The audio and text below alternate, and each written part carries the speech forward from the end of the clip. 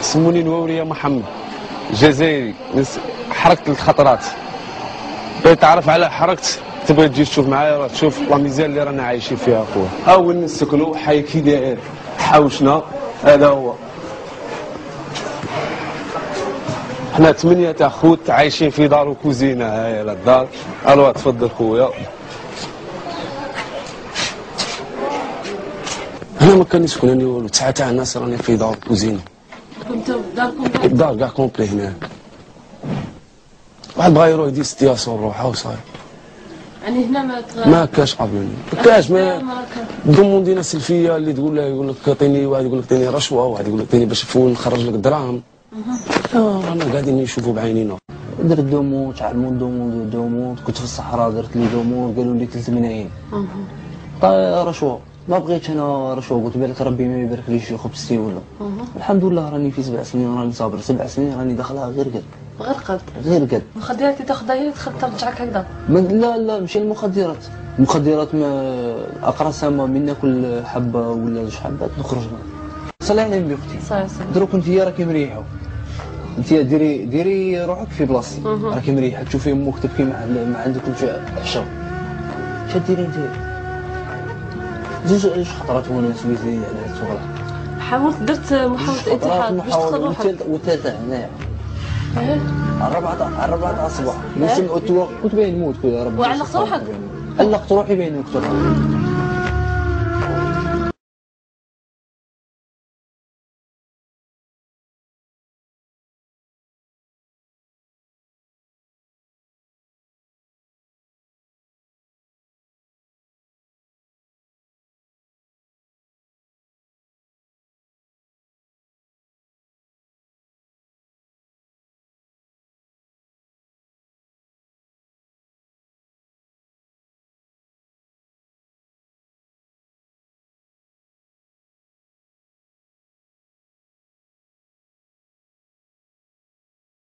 الشعب الجائع، الشعب الممتهن، الشعب الضايع، شبابنا يرمي بنفسه في البحر لينجو من نار الواقع. الجزائر الغنية افقرها الحكام الظلمة، وبالتالي فإن الجزيرة أخطأت، وليس من حقها أن تخطئ في حق الدم الجزائري. أي نعم، ولكن الذين أخطأوا من قبل هم الذين كانوا ولا يزالون يبثون الأغاني تلو الأغاني في التلفزيون الرسمي الذي استولى عليه بوتفليقة، لأنه يخشى المنافسة.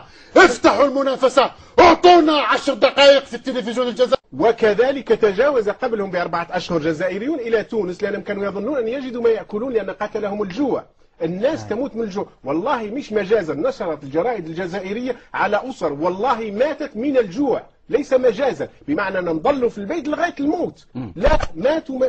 ليس كلام مجاز، لأنه الإنسان ممكن جائع يموت من الجوع، لا، ماتوا. وصلوا إلى طفل صغير نجا، طفل عمره 2 سنين لم يمت من أسرة مكونة من 7 أفراد، والمصادر موجودة. طيب أنا عندما أتكلم فيها حقيقة أشعر بألم شديد. الناس، الشباب يموت في البحر الآن، في أغاني تقول يكني الحوت وما يكنيش الدود، يكني الحوت وما يكنيش الظلم اللي واقع في الجزائر والأكبر، كل يوم تكبر. لماذا؟ هؤلاء يعرفون أن عندما يركبون البحر أن عندهم 50% يحيا و50% يموت، ومع ذلك ينتحر، مثل الذي يطلع الجبل في الجزائر. الذين صعدوا الجبل في الجزائر أغلبهم صعدوا نتيجة للظلم وللقهر. واحد ينتحر في البحر، وواحد يملي نفسه بالناسف وينتحر معه الناس، واحد ينتحر في المخدرات. لا، مش إرهاب، الإرهاب صناعة الحكومات، الإرهاب صناعة الحكومات. باختصار السبب نهب الثروات، السبب نهب الأموال، السبب نهب السلطة، السبب اغتصاب للسلطة، اغتصاب للثروات، قتل الناس، اغتصاب لقوت الناس، كل شيء. الناس لا تجد ما تأكل. يعني هذا الحيتان الكبرى، هذه القطط السمينة ذهبت وأكلت على كل شيء. هم لا يفهمون أنهم يدمرون كل شيء. ابتعدوا يا شباب، ابتعدوا عن العمل المسلح وثوروا ضد هذه الأنظمة، لأن هذه الأنظمة الآن تضيع الأرض. خرجوا للشوارع، تروا الناس، اسمعوا من الناس، روحوا للفورمز، روحوا للإنترنت. الآن الإنترنت، روحوا اليوتيوب، شوفوا أين يحدث، شوفوا ما يحدث في اليوتيوب، شوفوا الصور، وبعدين ترى الناس، ترى الحقيقة. في وهران 3 أيام مدينة تحترق، ثم قالنا لا، كرة قدم، ليست كرة قدم. كانت كرة القدم دائما في الجزائر إنها القطرة التي أفاضت كأس اليأس انه كاس الدمار، انه كاس الغضب. ولماذا بقيت معزولة في وهران؟ وليس في وهران. لماذا في وهران؟ شوف انا اعطيك المدن. من اين 27 مدينه هنالك بالنسبة مظاهرات الجوع في 27 مدينه في فرنسا، في اسبانيا، في ايطاليا، في بلجيكا، في البرتغال. لم تحدث ثورات جوع في اي بلد في اوروبا. لا ما عندكش معطيات. لا كل ما هناك اضراب بالشاحنات. اذا ما عنديش معطيات في اوروبا وما عنديش معطيات في الجزائر. اضراب بالشاحنات. اضراب ليس حرق مدن. ليس كيف مدن؟ 27 مدينه نسميها لك، نسمي لك مجموعه: وهران، المسيله، والناس يسمعونني. اذا كنت فليطلع واحد يقول لي كذبني. باتنا، بلاد قبائل بجايه وتيزي وزو، بريان، تيميمون في الجنوب، بشار، أدرار، ورقلة، لغواط، كل هذه المدن، قديل، قصر البخاري، المنطقة الحدودية تبسة، كل هذه المدن في هذه الشهور الستة الأخيرة على الأقل انتفضت. المدية، كل هذه المدن. من أجل ماذا؟ من أجل لقمة العيش، ومن أجل أيضا كفى تسلطا، من أجل استبداد. لكن إنكم تدفعون الناس إلى أن يحملوا السلاح، إنكم تدفعون الناس إلى أن يقتلوا، إنكم تدفعون الناس إلى أن يموتوا وأن ينتحروا. إن الناس تنتحر، إن الناس تنتحر من أجل لقمة العيش. من أجل لقمة العيش. ينتحرون في البحار، ينتحرون في الجبال، ينتحرون بالمخدرات، ينتحرون بكل شيء، ينتحرون بكل شيء. أصبحت تجد الشاب عمره 22 سنة يمشي مع امرأة 60 سنة لكي يتزوج بتأشيرة.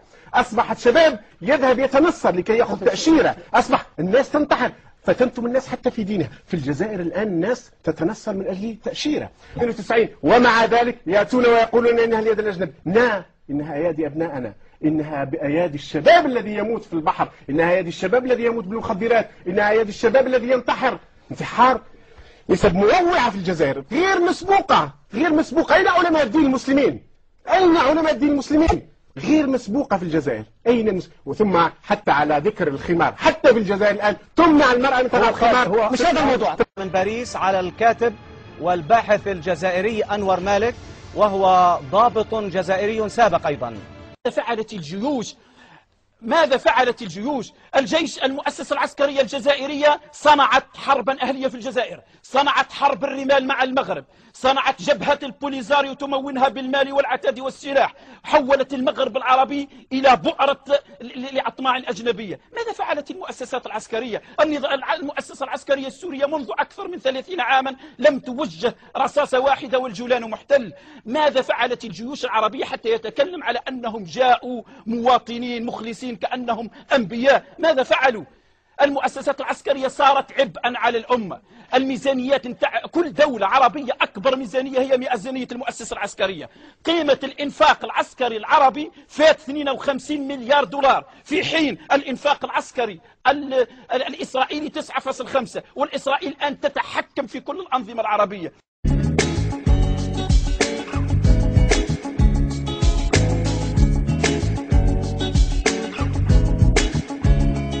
من نهار اللي فوق لاكاسيت تاعي حطيت لادريس لابواطو لاتر ولات معبيه ببريات تاع ناس بزاف حبوا يقطعوا لهم ياس، عايشوهم في لا سوفرونس لا ميزار وستريس، يبعدوا لي كلك فراز مام كلك لينيا، فيهم اللي فرحني وكاين فيهم اللي بكيني، كاين اللي نسمعو مسكن كيفاه يحكي لي، يهضر لي على حياته ويغيظني ويحيرني ويقول لي صحة لطفي والعنبه واش راك شويه واش داير فيها